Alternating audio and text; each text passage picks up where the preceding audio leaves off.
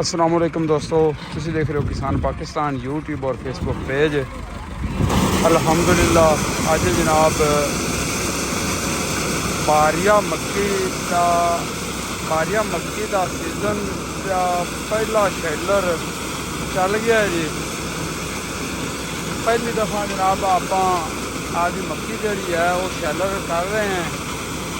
तकरीबन 3 एकड़ इतने जो ना मक्की अपनी पई है जी आप शैलर करनी है, क्योंकि फिल वक्त रेट अच्छा चल रही है। अच्छा दोस्तों, आप जनाब मकई गांवनी शुरू कर दी है तो साढ़े को अज तो 3 दिन पहले रेट हैगा 3,3100 रुपया तो कल का रेट हैगा जनाब मक्की का 2800 रुपया तो अज आप गांवनी शुरू कर दी तो नाल ही जनाब 200 रुपया रेट भी मन का होर डिग पिया।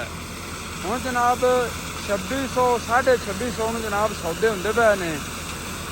हाले मॉइस्चर का कोई नहीं पता भी अपनी मक्की की मॉइस्चर होंगी है। बाकी जनाब माशाअल्लाह 14-29 जरा ना भी अपनी मक्की सैट रही है तो एवरेज भी जी ना अच्छी मालूम हो रही है।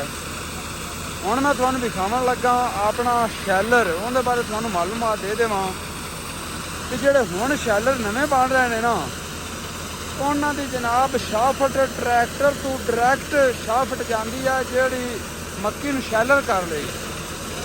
ये जनाब 2012 मॉडल अपना शैलर है, 2012 मॉडल तो गया नहीं है हाले तक, कोई शाह पहली बदली नहीं, यानी कि ख्याल करीदा है।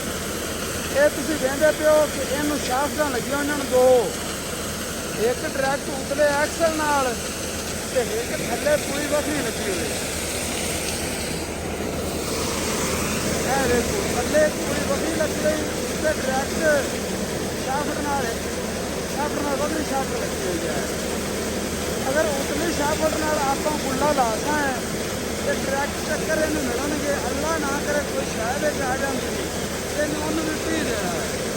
कुड़ी का फायदा यह है हिट का ट्रैक्टर चलता स्लो तो चक्कर ज़्यादा मिलते हैं। तो दूसरा अल्लाह ना करे थोड़ा ये शह आ जाए तो बेल्ट स्लिप मार जाते हैं, क्लच प्लेट वाला काम करती है पूरी बेल्ट स्लिप मार जाते। ठीक है जी।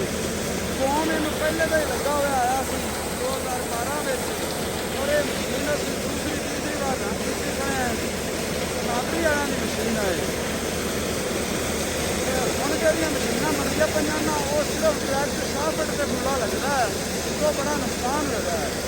लिहाजा जो बंदा भी मशीन खरीदे ना उन्होंने डिमांड करनी चाहिए, खड्डे वाली पूरी जी ना जरूर लगी होनी चाहिए। 3 पैकेट का वाधू पै जाते हैं पर चक्कर भी बढ़ जाते हैं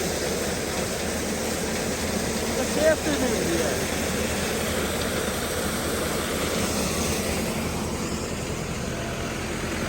देखो ट्रैक्टर बिल्कुल स्लो रेस में चला खड़ा है तो शैलर में जोड़े ना चक्कर बेहतरीन मिल रहा है।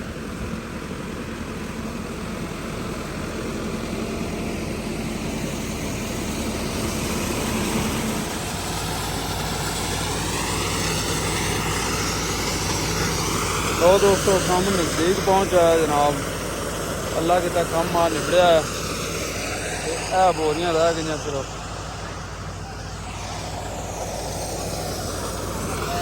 इस बाद 1 एकड़ थोड़ा जहा दूर भी है वो आप ट्राले से जनाब चाट लिया है, ट्राला बोरिया में भर लिया उसने तो वो मशीन के नाल ला के इस बिड़ के चाह देना एक जगह से।